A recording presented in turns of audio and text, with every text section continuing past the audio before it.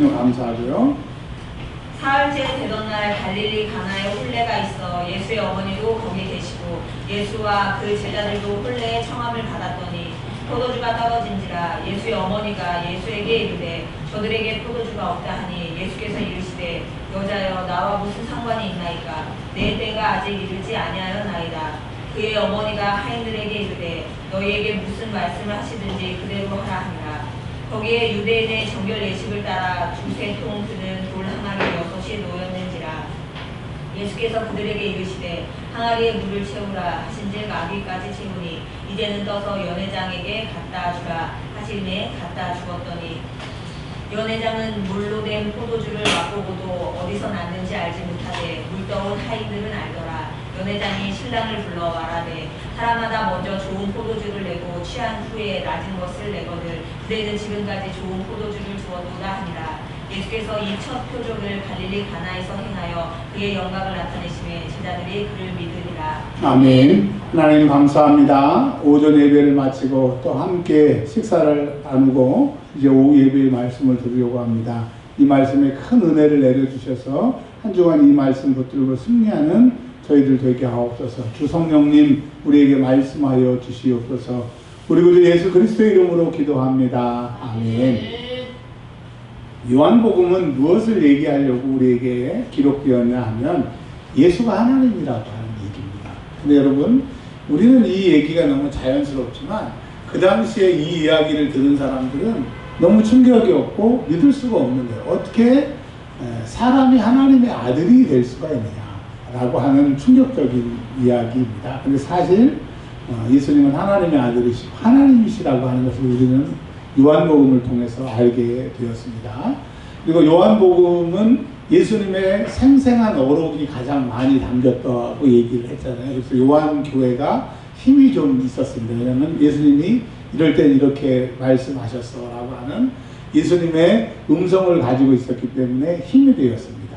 그래서 요한복음 1장에 베드로에게 예수님 말씀하셨던 음성이 기록이 되어 있고요. 그 다음에 1장에 나다나엘에게 하셨던 예수님의 음성이 기록되어 있습니다. 오늘은 예수님께서 예수님의 어머니 마리아에게 하신 말씀이 기록이 되게 되어 있는데 요한복음 2장은 무엇을 얘기하는지 말씀을 좀 드리려고 합니다.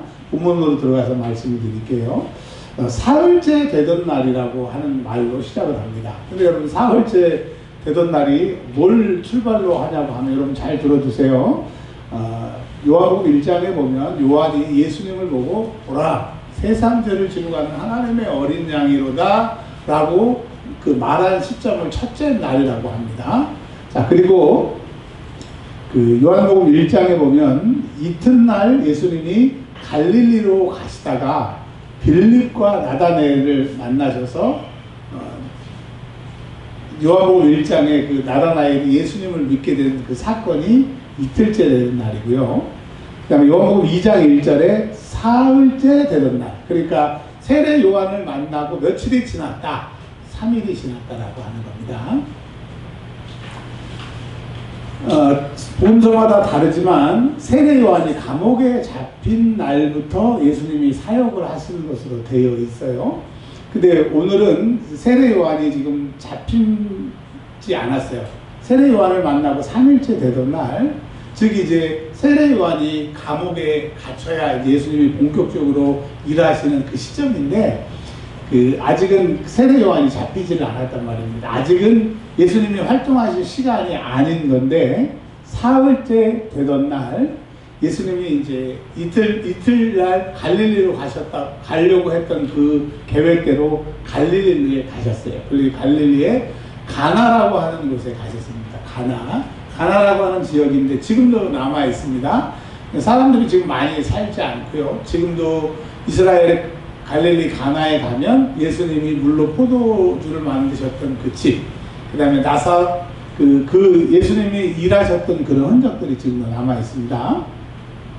근데 예수님이 갈릴리에 가셨는데 누구랑 가셨냐고 하면 1절에 예수님의 어머니, 그리고 12절에 보면 그 예수님의 형제들, 제자들이 갈릴리 가나에 가게 됩니다. 왜 가게 되냐면 누구라고 얘기는 하지 않지만 결혼식이 있었던 거예요. 결혼식이 있어서 예수님도, 예수님의 제자도, 예수님의 어머니도, 예수님의 형제들도 2절에 혼례의 청함을 받았다고 하는 겁니다. 그러니까 지금 예수님이 세례 요한이 감옥에 잡힐 때까지는 좀 시간이, 유예 기간이 있는데 갈릴리 가나에 혼인잔치가 있어서 예수님이 가신 거예요. 근데 갔는데 마리아가 예수님에게 찾아와서 이렇게 얘기합니다. 예수의 어머니가 예수에게 이르되 포도주가 없습니다.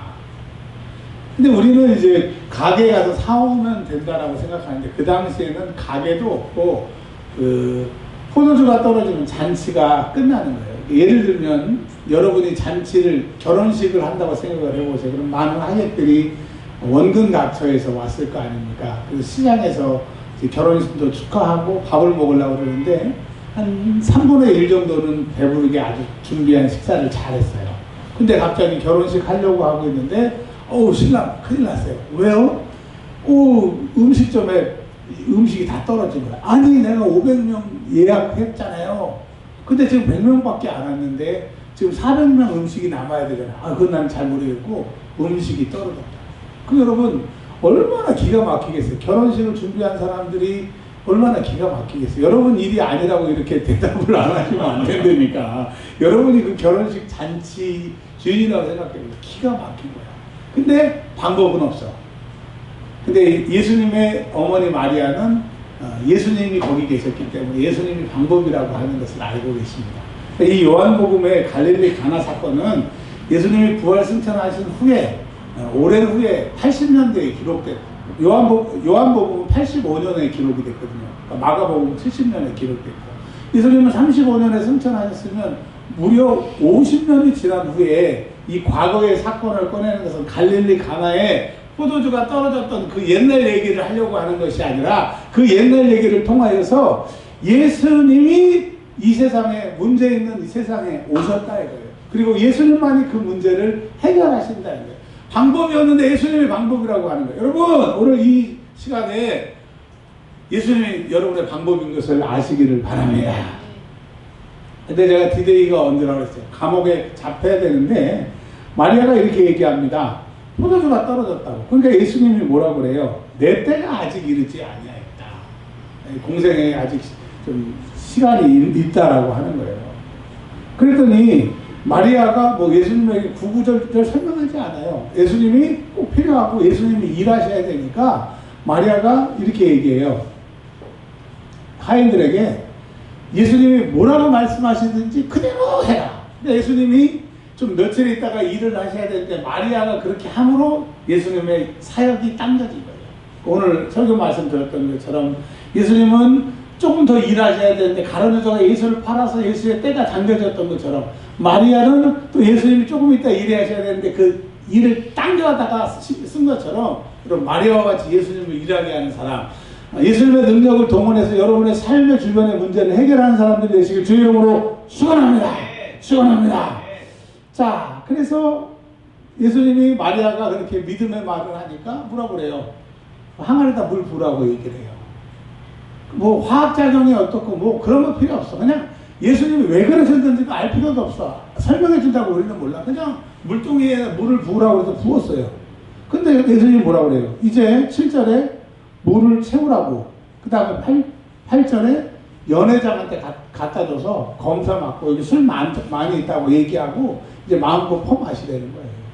그러니까 여러분 주님은 문제의 해답이시고 주님이 문제에 오셔서 말씀하시면 그게 답이라니까. 근데 뭐라고 그래요? 그 포도주가 싼 포도가 아니라 이제까지 준비했던 포도주, 결혼식에 포도주를 준비할 때 여러분 싸구려 준비하겠어요? 비싼 거 준비하겠어요?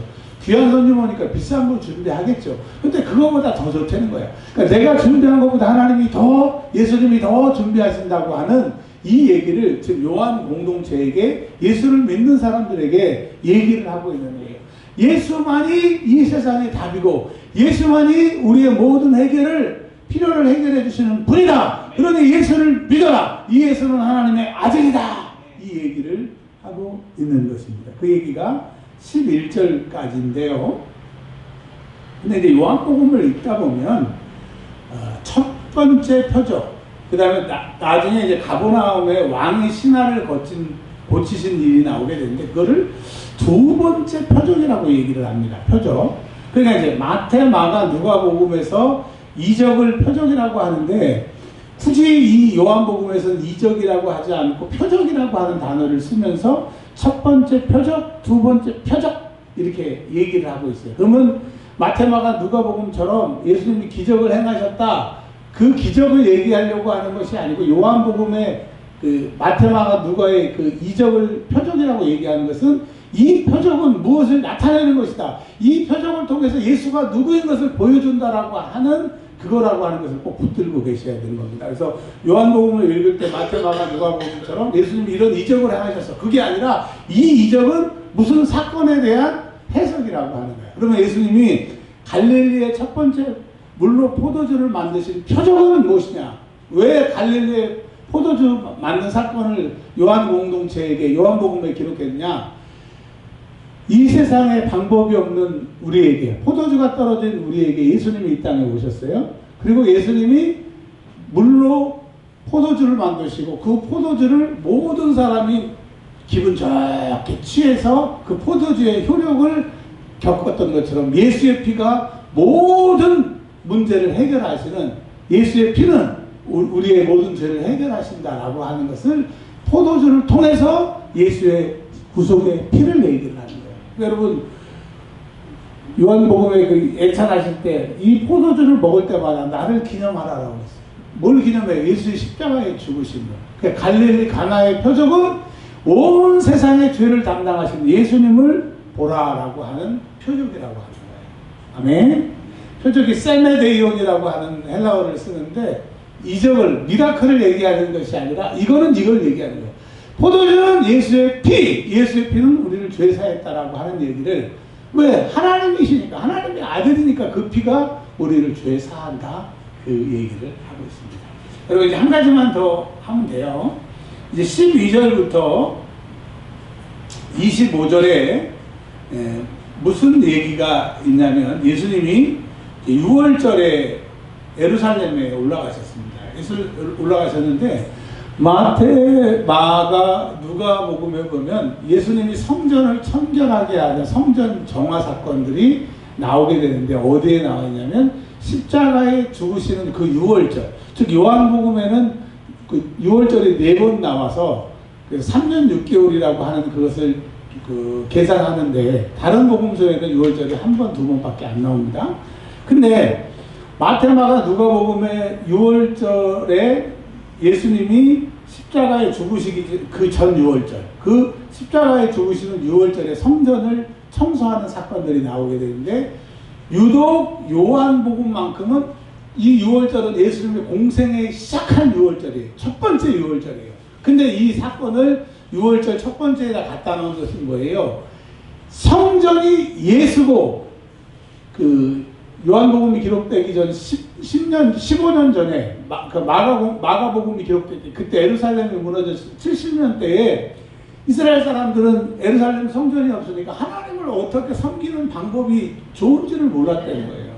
그리고 결국 찾아낸 게 율법을 읽고 연구하고 지키는 게 하나님 사랑하는 건 줄 알았는데, 성전을 대체할 만한 것이 없었는데, 요한복음은 예수가 성전이 되는 거예요.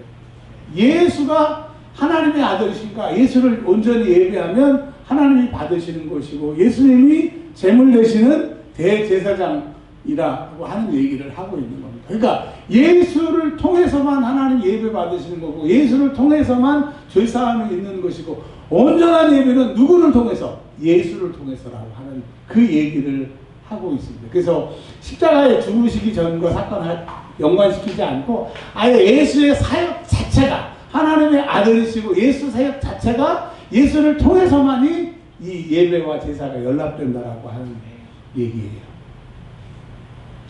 18절에 보세요. 한번 18절 한번 읽어보세요. 시작.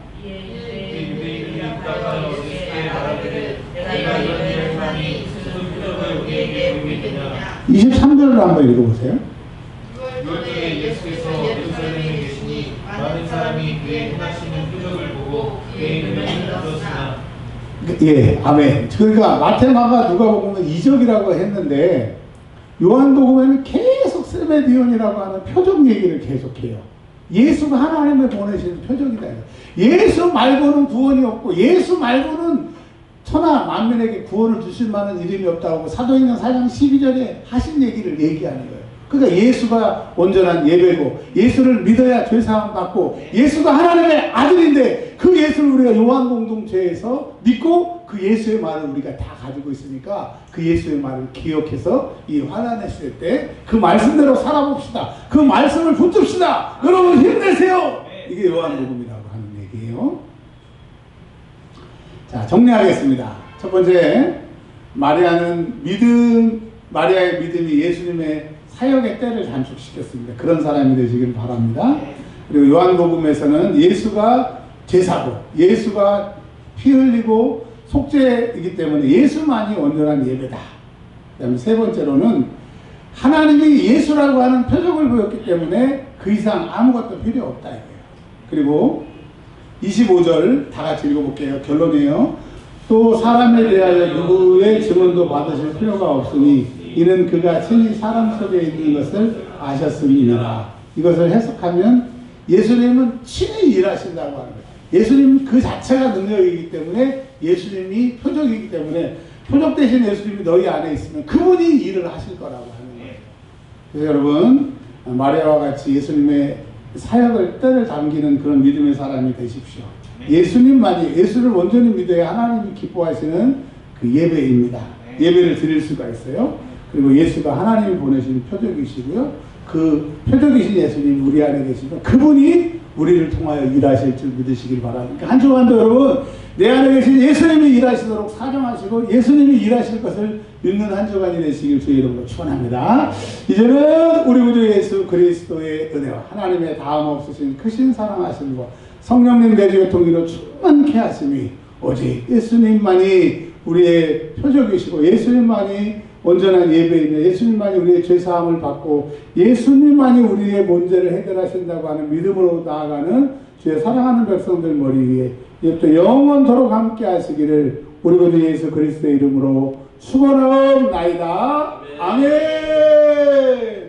아멘.